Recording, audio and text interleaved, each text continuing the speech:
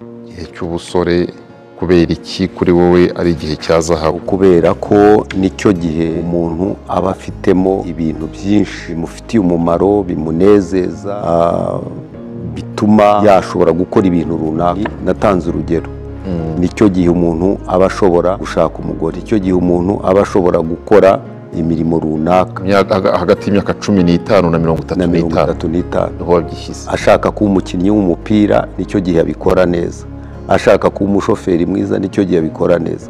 Nitanzeho n'urugero, ngewe icyo gihe nagomba kuba narize gutwara imodoka, sinajya kuyiga, kandi abahandi bahungu twari kumwe biga imodoka, ariko ngewe nkibwira nti ariko ubundi imodoka y'iki, bizagenda bite, sinabyitaho. Ejo bundi mbonye imodoka mfite imyaka 55 mpura n'ikibazo. Umuntu arambwira ati kubonye imodoka se hari permis ugira? Nsanga naragiye kwiga imodoka. Barambwira ati tangira, ariko iyo wizura umusaza ugira impungenge, kandi koko uretse ko Imana yamfashije, ariko kuki naribaje kuki yewe ntagiye kwiga imodoka icyo gihe. Icyo gihe rero iyo age cyangwa icyo cyiciro nicyo cyiza cyo gukora ibintu runaka no kwiga ibintu runaka, umuntu akabimenya kandi bitamugoye. Ukita igihe cya zahabu. Nkita igihe cya zahabu. Nicyo gihe cyo gukunda, nicyo gihe cyo gukundwa. Njya nireba mu ifoto nkakurura amafoto yanjye yombi y'icyo gihe.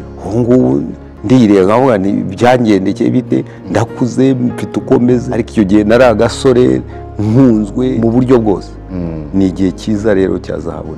Abari muri icyo gihe kugira ngo kibabere icy'amahirwe bibasaba iki? Muri icyo gihe navuze ko kirimo ibintu nka bitatu bikomeye. Ubwa mbere, uyu muntu aba yiyobora, ayoborwa n'umutima we, yagira ngo aranabona n'abamufasha agasanga nabo ubwabo ni abasore nabo biyobora. Icyo gihe rero kugira ngo umuntu akirokoke, ni nako navuze, ntabwo byoroshye, hari icyo bimusaba. Nabyanditsemo cyane cyane nk'umuvugabutumwa w'umupasitori kandi n'umuhamya wabyo, nsanga ko umuntu akwiye gufashwa cyane no kwegera Imana, no gusenga Imana, no kubana n'Imana, no kwakira agakiza mu mutima. Nicyo cyonyine, niyo nkingi ikomeye imufasha. Nabivuze mu gitabo.